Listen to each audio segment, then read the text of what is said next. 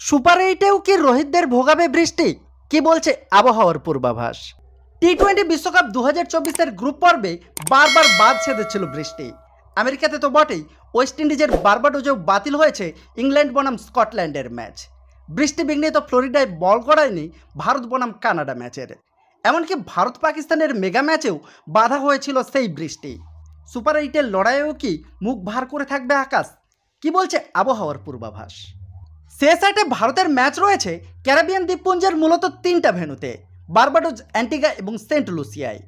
বাকি দলগুলোও ঘুরিয়ে ফিরে এখানেই খেলবে। এছাড়া কিংস্টনে রয়েছে অস্ট্রেলিয়া এবং বাংলাদেশের ম্যাচ। কিন্তু খবর অনুযায়ী সব জায়গাতেই বৃষ্টি ধাওয়া করতে পারে রোহিতদের।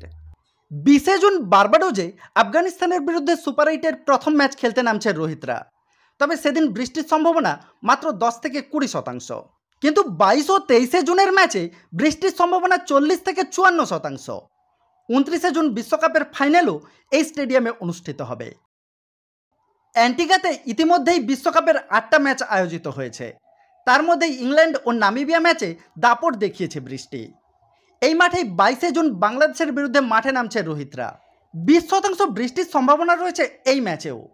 অন্য ম্যাচগুলোতেও চোখ রাঙাতে পারে আবহাওয়া। সেন্ট লুসিয়ায় সুপার এইটের শেষ ম্যাচেও বাদ সাধতে পারে বৃষ্টি। 24 জুন ভারত অস্ট্রেলিয়ার মহারণ্য রয়েছে এই মাঠেই। 50% বৃষ্টির সম্ভাবনা এখানেও রয়েছে। বলতে গেলে টি-20 বিশ্বকাপ 2024-এ বৃষ্টি যেন ক্রিকেট প্রেমীদের জন্য বড় শত্রুতে পরিণত হয়েছে।